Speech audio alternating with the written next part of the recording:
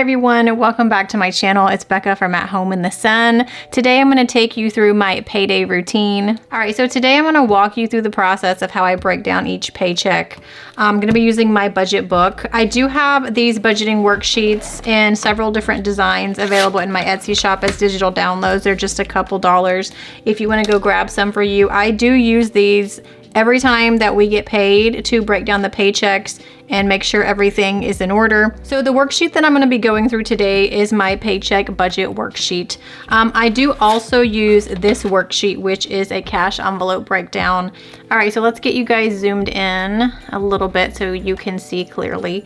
All right, so up here we have the month and the paycheck. So we're going to be budgeting February, and the paycheck is mid-February. So we do get paid twice a month. So we have to budget for 2 weeks at a time. So for income, we're gonna write husband.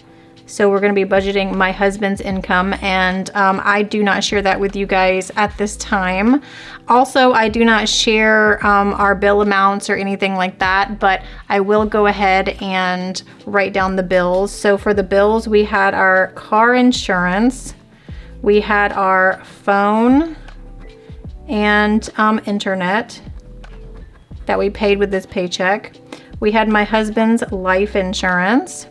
We had our power bill. We had our ring. We made a HELOC payment. And I also do my tithes. We do tithe, so I do my tithes on this paycheck. And then after tithes, I usually leave an option for a cushion. So cushion means a little bit of money that I leave in our checking account just for miscellaneous purposes. It's usually not very much. It's usually just kind of to round it down to a nice round number for everything else that I'm going to be stuffing. So I do leave some money for cushion. All right, so how I determine what bills to pay for each paycheck is basically I use a calendar and I look at all of the bills, when they are due, how much each bill usually is, and then I assign each bill to one of the paychecks. And like I said, there's only 2 paychecks, so each bill has to go for one of them. We don't get paid every week, so we have to take that into account. We are budgeting for 2 weeks at a time, so we have to make that money stretch for 2 weeks. So for this particular paycheck, after all of the bills are paid, what we have remaining is about $1,300, and that's what we're going to be budgeting today. So I do have areas for debt, expenses, or you could consider this cash envelopes, sinking funds, and then savings here at the bottom. I have so many categories. I actually just start right here under debt, even though I already put the HELOC, which is our debt that we're paying. Our HELOC is up here with the bills. So I'm just going to start my expenses and sinking funds here because I need the space. I'm just going to start writing all of my categories in all the way to the bottom. So I'm going to write my categories in and then I will be right back.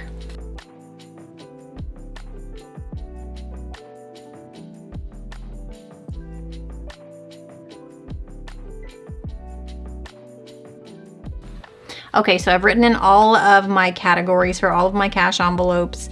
So now what I do first is I go through and I add in the totals that basically stay the same with every paycheck. So some things are gonna stay the same, like groceries, life insurance and things like that. I stuff the same amount every time. So I usually go through and do that first.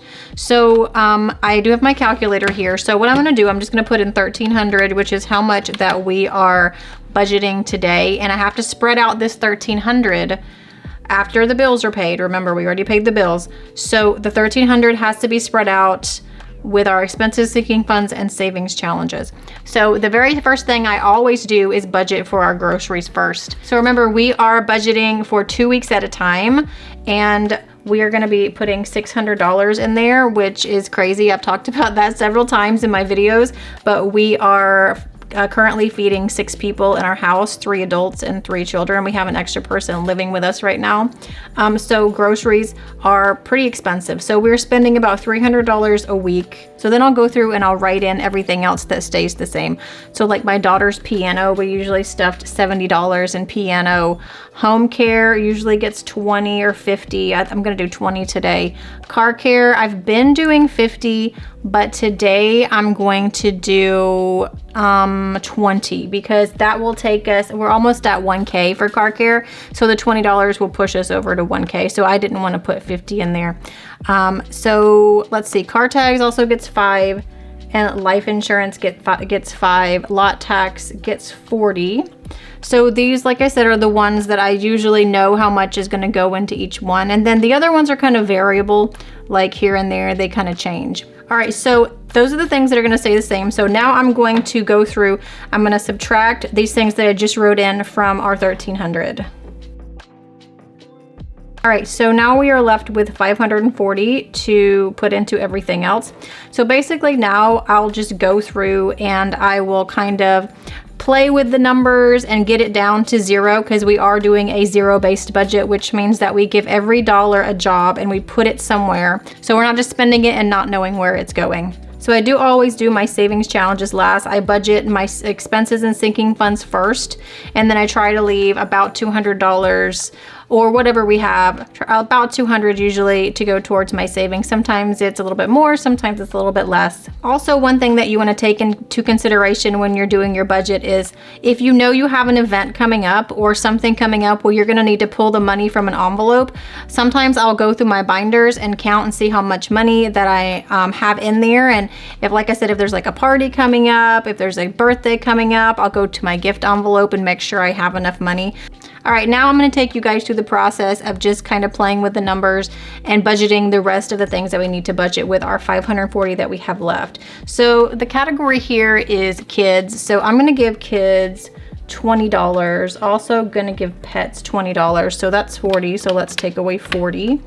And then for vet visits, we're going to give this 30.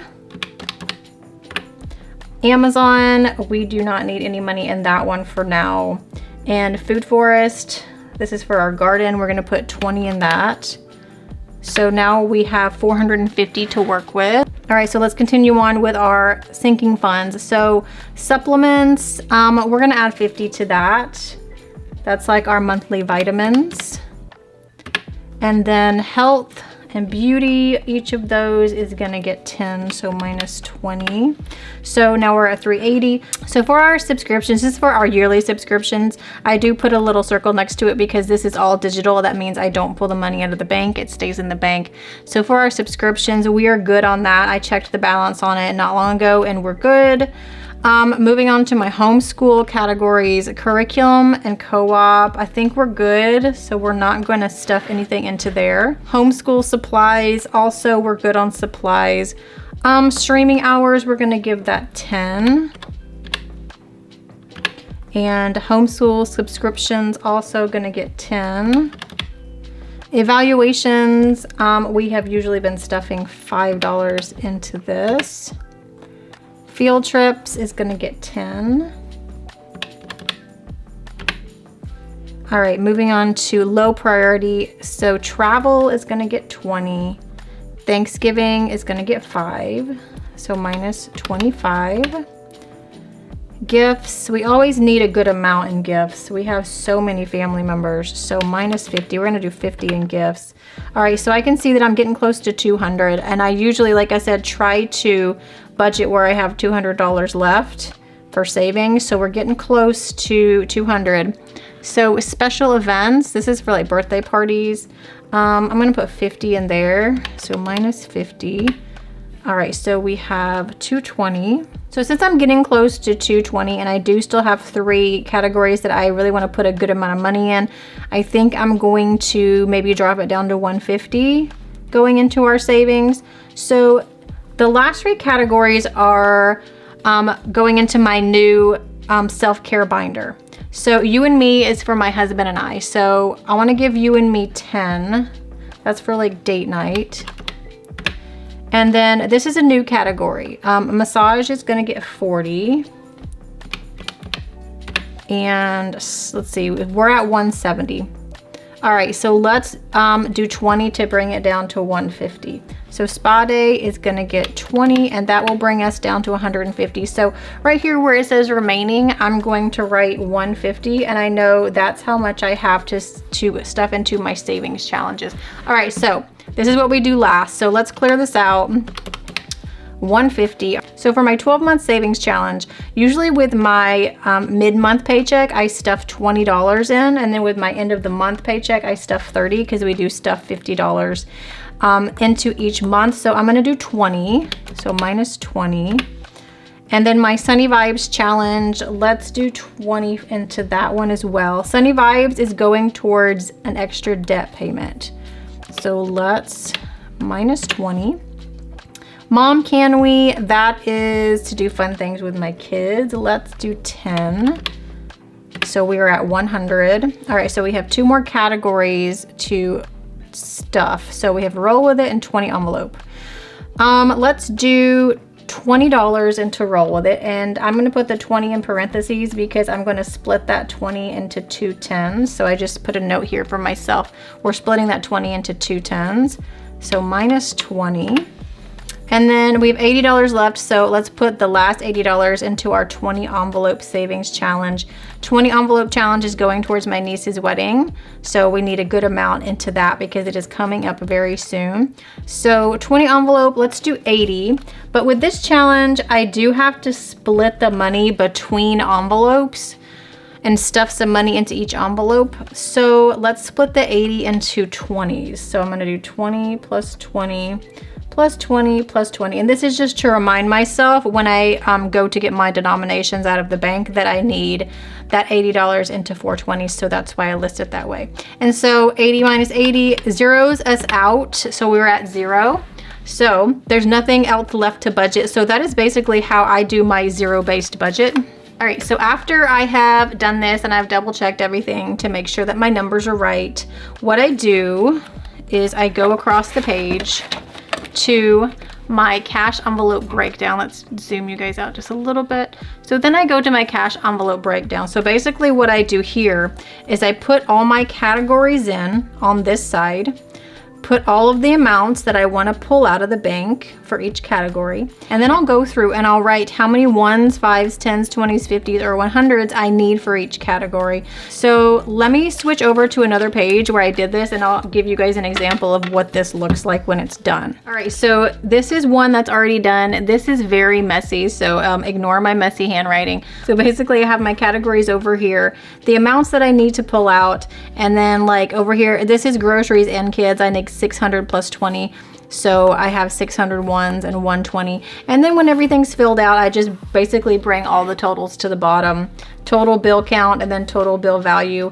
And that should all add up to our 1,300. This is actually one that I did off camera for the same budget for the $1,300 that we just budgeted. So then when I have filled out this worksheet, what I will do is I'll get a cashback teller slip. These are some of my reusable teller slips. I'll fill out my teller slips with all the information that we just did here, and I will take this to the bank with a withdrawal slip, and the bank teller will give me all of the denominations that I need for my cash stuffing. And that is my paycheck routine that I do with every paycheck to keep us on track and to keep everything organized and to make sure that the money is going where we tell it to go. If you're just starting off on your budgeting journey, I hope this was helpful for you. And if you have any questions, please leave them down in the comments. Thank you guys so much for spending some time with me, and I'll see you in my next video. Bye guys.